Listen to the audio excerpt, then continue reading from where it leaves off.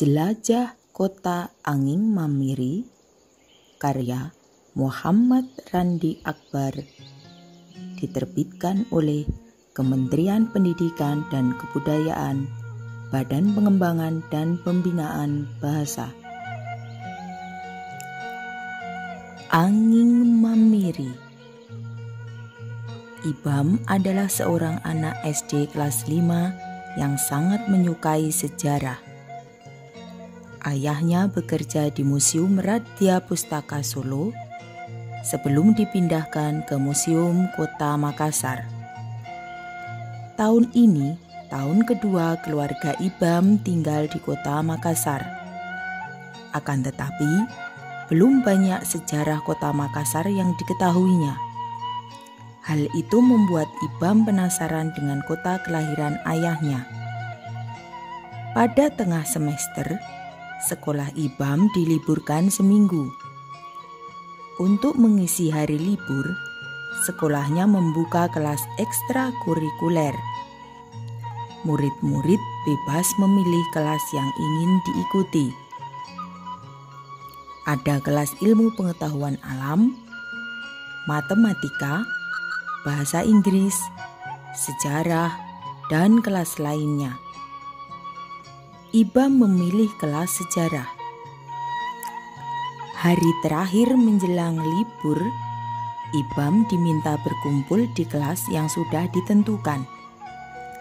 Di depan kelas, Ibu Alma berdiri dan menunggu peserta yang akan mengikuti kelasnya. Ibam peserta pertama yang datang. "Silakan duduk, Ibam." "Terima kasih, Bu." Tidak berselang lama, Udin dan Fajar datang. Disusul Linlin yang berjalan tergesa. "Maaf, Bu, Linlin terlambat. Kelas belum dimulai. Silakan mengisi bangku yang masih kosong," pinta Bu Alma. "Karena peserta sudah lengkap, mari kita memulai kelas." "Tapi Bu, pesertanya cuma 4 orang," tanya Fajar. "Iya," Bu Alma menjawab singkat. Kelas sejarah memang kurang diminati oleh murid-murid di sekolah Ibam.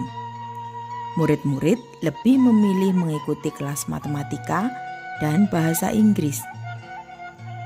Tahun lalu, kelas sejarah hanya berisi 3 orang. Tahun lalunya lagi cuma 2 orang. Ibu Alma sangat bersyukur karena tahun ini bertambah 1 jika dibandingkan dengan tahun lalu. Ibam dan Fajar berasal dari kelas 5A, sedangkan Udin dan Linlin dari kelas 5B. Pertemuan pertama dimulai Ibu Alma dengan bertanya tentang pengetahuan sejarah kepada para peserta. "Baiklah anak-anak, kita mulai kelas dengan pertanyaan. Adakah di antara kalian yang tahu sejarah tentang Candi Prambanan?" tanya Bu Alma. Ibam dengan cepat mengangkat tangan. "Ya, Ibam, silakan." Ibam mulai bercerita. Candi Prambanan terletak di Jawa Tengah, tepatnya di Kabupaten Klaten. Orang juga menyebutnya dengan nama Candi Roro Jonggrang. Candi dibangun pada abad ke-9 Masehi. Dikisahkan seorang pemuda bernama Bandung Bondowoso jatuh hati kepada putri Roro Jonggrang. Untuk bisa meminangnya, dia diperintahkan membangun 1000 candi dalam semalam. Namun, baru candi ke-999, ayam berkokok karena Roro Jonggrang meminta penduduk desa menumbuk padi dan membuat penerangan agar kelihatan seperti pagi. Roro Jonggrang pun dikutuk menjadi candi yang ke-1000 karena berbuat curang. Ujar Ibam mengakhiri ceritanya. "Wow!" Linlin, Udin, dan Fajar berdecak kagum mendengar cerita Ibam. Jelas saja Ibam hafal. Sewaktu di Solo, Hampir sebulan sekali Ibam diajak ayahnya berjalan-jalan ke Prambanan. Lokasinya juga tidak terlalu jauh dari rumah Ibam ketika masih tinggal di Solo. Ayahnya dengan terperinci menceritakan sejarah Prambanan kepada Ibam. Bisa dikatakan, Candi Prambanan adalah tempat favorit Ibam. Bagus sekali Ibam, Bu Alma memuji muridnya. Kalau sejarah monumen nasional, ada yang tahu? Tanya Bu Alma kemudian. Kali ini giliran Fajar dan Linlin yang mengangkat tangan. Linlin, silakan. Monumen nasional atau biasa disingkat Monas dirancang oleh Frederick Silaban dan Sudarsono. Mulai dibangun pada 17 Agustus 1961 dan selesai tahun 1975. Di puncak Monas dibuat patung menyerupai kobaran api yang terbuat dari 38 kg emas, melambangkan semangat bangsa Indonesia. Emas itu disumbangkan oleh Tengku Markam, seorang saudagar kaya dari Aceh. Presiden Soekarno menginginkan ada bangunan seperti Menara Eiffel di Indonesia. Tetapi sayang, Presiden Soekarno tidak sempat melihat Monas selesai. Linlin menutup ceritanya dengan wajah sedih.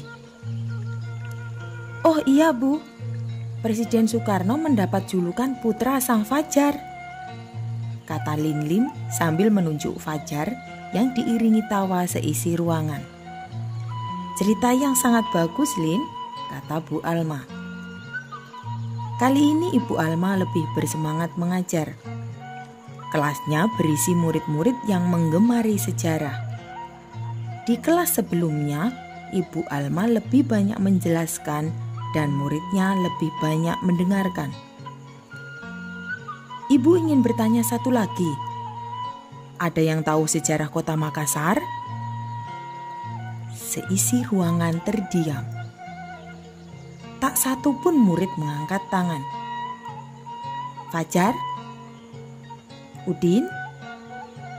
Linlin? Ibam? Tanya Bu Alma kepada muridnya yang disambut gelengan kepala mereka.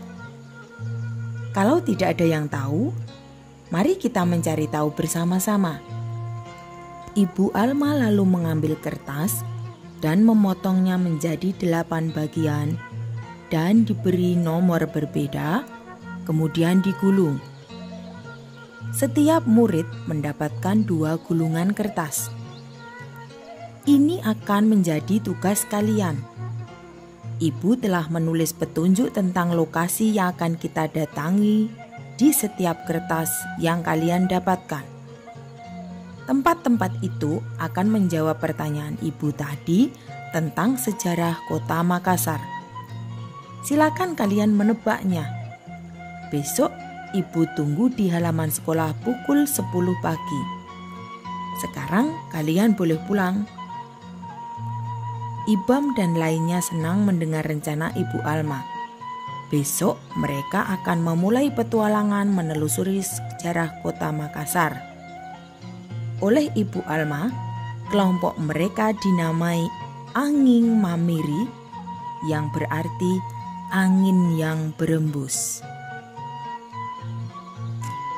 Nah, anak-anak, cerita tentang Angin Mamiri ini masih ada banyak bab. Hari ini kita hanya membaca 1 bab. Silakan untuk bab yang lainnya kalian baca sendiri di buku ini. Terima kasih.